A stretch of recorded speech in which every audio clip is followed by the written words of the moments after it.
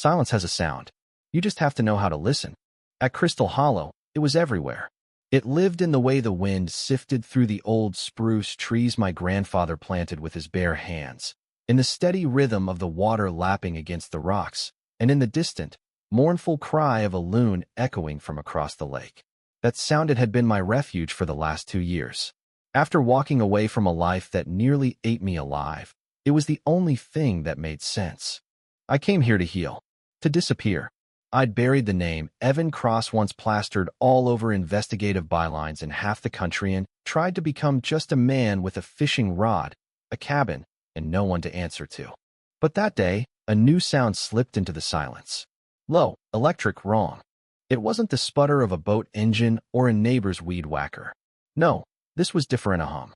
Steady, watching, purposeful. The kind of sound that makes your spine straighten before your brain knows why. I set my coffee down. Didn't even notice the mug tip over. Every instinct I thought I'd laid to rest came roaring back.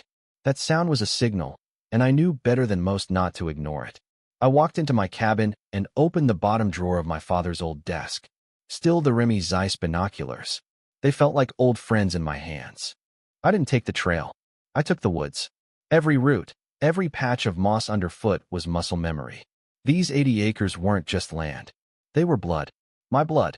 The hum led me north, toward Hollow Ridge, the most secluded part of my property.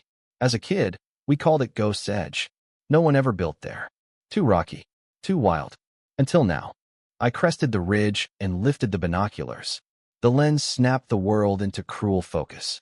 There they were, 6 steel and glass boxes lined up like tombstones along my shoreline. Modern. Sleek. Soulless. Infinity pools glistening into my lake. Perfect lawns where the blueberry thickets once grew. I felt it like a gut punch. It wasn't just construction. It was an invasion. I scanned for signs, someone to yell at, something to explain this madness. Then I saw it. A polished cedar plaque at the base of a newly cut gravel road. Elysium Crest. An exclusive Hollow Shores community. My jaw clenched. Hollow Shores.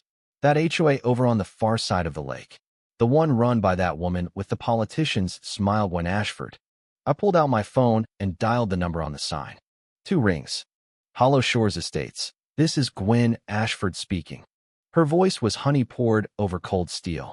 Ms. Ashford, I said, keeping my voice level. This is Evan Cross. I believe you've just built 6 homes in my living room. There was a pause long enough for the silence to snap. Then she laughed. Dismissive. Dainty. Oh, Mr. Cross, she purred. You're clearly mistaken. I hung up. The click felt louder than a shotgun blast in the quiet woods. Mistaken? She'd leveled my trees, scarred my land, and renamed part of it, and she called it a misunderstanding? That was no mistake. That was a declaration. Of war. I stood on that ridge for a long time, the binoculars still in hand. The anger was hot, but it faded into something colder. Sharper. A steel rod settling down my spine. I walked back to the cabin, past the porch where my father used to sit every sunset until the cancer took him. Past the trout photo still on the mantle from when I was 10. Past everything I'd built to forget the man I once was. I didn't turn on the lights. I didn't need them. I went straight to the study and pulled the dust cloth off my old work laptop. It powered on like it had just been waiting for me. First search, Gwen Ashford. Public records glowed with praise. Philanthropist, HOA president, mother of 2, wife of a retired senator. But I'd made a career reading between the lines. The land purchases were surgical, always near water, always rezoned with suspicious speed. Lawsuits. Buried. Settled. Silenced. She wasn't just building homes, she was carving out an empire. But something didn't add up. 6 cabins on stolen land? The risk was too high, even for someone like her. I shifted tactics. Pulled geological surveys, old maps, satellite scans. And there it was, a massive underground freshwater aquifer spanning beneath my land and half the lake. Untapped. Unrecorded. Worth millions. I emailed the data to Ben Martinez, a hydrogeologist and an old source from my Rivera story days. His reply came fast. Where the hell did you find this? This isn't just rarites pristine. Be careful. That was when it all clicked. The cabins? Just a front. A convenient excuse to seize access. This wasn't about land. It was about water. I dug deeper and found it Elysian Water, LLC. Registered 6 months ago. Gwen Ashford listed as managing partner.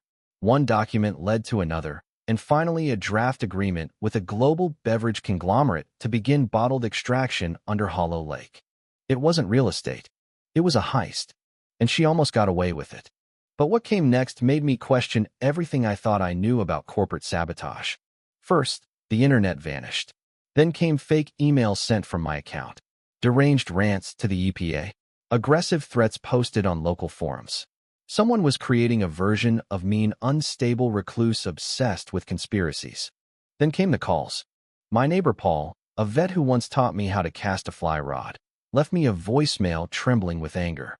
"Why'd you threaten my wife, Evan?" I didn't, but I heard my own voice say it. A deep fake. I sank into my chair. Whoever was behind this wasn't just trying to steal my land, they were erasing me from it. Then the physical intimidation started. My boat's fuel line cut. A dead crow nailed to my door. And then the man. Tall, clean-shaven, black SUV. Always watching. Never speaking. Just sitting at the edge of my road like a sentinel. Marcus Thorne.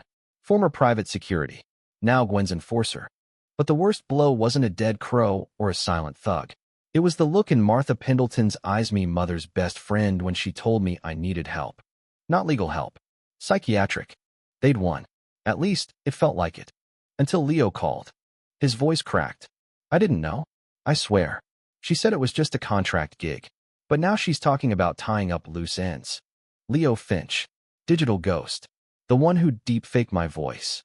I've got everything. Emails, contracts, call recordings. Just promise me protection.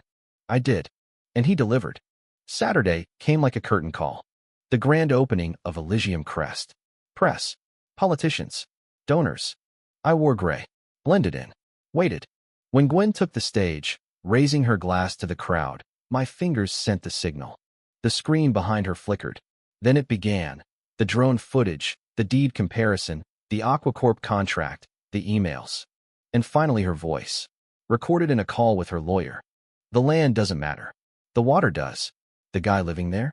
Just a ghost. The silence that followed was deafening. Then the sirens came. She didn't look at me as they led her away. Just stared ahead, like she'd never been there at all. Gwen Ashford. HOA queen. Environmental thief. Now a headline. The cabins remain, but not as homes. They're now research labs, run by a nonprofit I started with Ben and a few brave locals.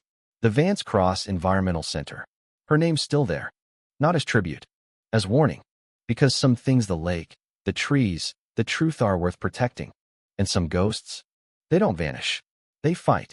Let me know in the comments below, what would you have done in my shoes? Should I have taken the deal, walked away, let it all slide? Or was this the only path? One man, one lake, one truth too big to drown. Hit that like button, share with someone who needs to hear it, and subscribe if you believe some things are still worth standing up for.